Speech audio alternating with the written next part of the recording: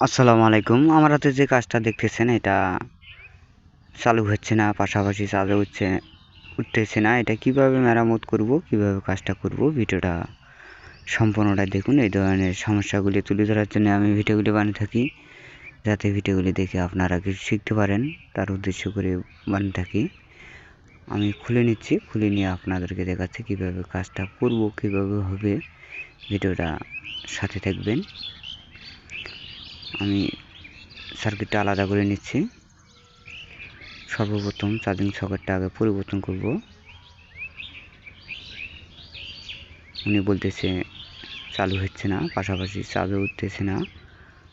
আমি এটা খুলে নিয়ে সর্বপ্রথম চার্জিং সকেটটাকে পরিবর্তন করে দিয়ে দেখতেছি কি সমস্যার সমাধান করে দেব। ভিডিওটা ভালো লাগলে কমেন্ট, লাইক, শেয়ার করে দিয়ে ফলো দিয়ে পেজটার সাথে থাকবেন। আমি চার্জিং সকেটটা তুলে নিচ্ছি, তুলে নিয়ে নতুন একটা চার্জিং সকেট দিয়ে দেখতেছি প্রথম স্টেপে কাজটা হবে কিনা, না হলে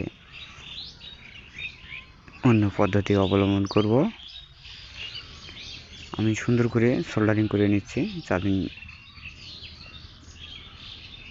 লাইনের যে অবস্থা, লাইনগুলি বিচ্ছিন্ন হয়ে গেছে। আমি সুন্দর করে সোল্ডারিং করে লাইনগুলি বের করে নিচ্ছি, ঠিকঠাক মতন বাড়ায় কিনা লাইনগুলি, সেটাও আপনাদেরকে দেখাচ্ছি।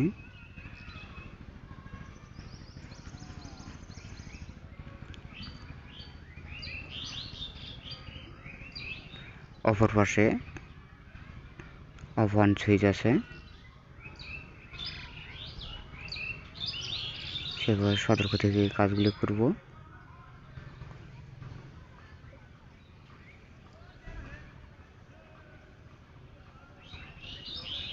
আমি চার্জিং সকেটটা বসে নিচ্ছি, বসে নিয়ে দেখতেছি চার্জের কানেকশনটা পাই কিনা, অডিওটা সাপ্লাই হয় কিনা, সেটাও আপনাদেরকে দেখাচ্ছি।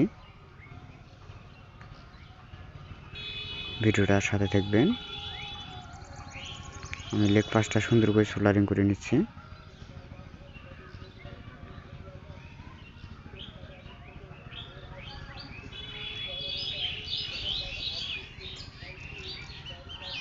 সোল্ডারিং করা পর্যন্ত অপেক্ষা করব।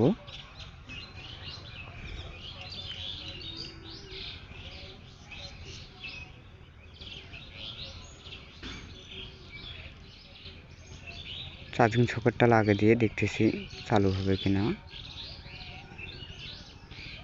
কানেকশন পাচ্ছে না, আবারও সোল্ডারিং করে দিচ্ছে।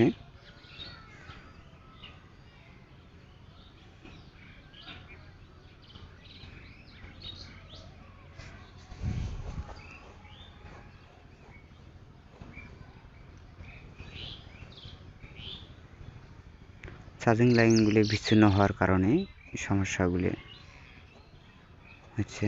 আমি ভালোভাবে সোল্ডারিং করে দিচ্ছি, দিয়ে চার্জের কানেকশন দিয়ে দেখতেছি হবে কিনা। লাইন পেয়ে গেছে, দেখবো অডিওটা সাপ্লাই হয় কিনা।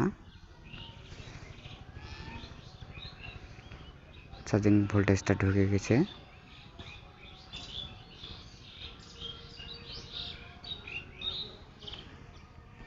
আমি অন করে দিয়ে দেখতেছি চালু হয় কিনা, না হলে অডিও আইসি দিকে যাব।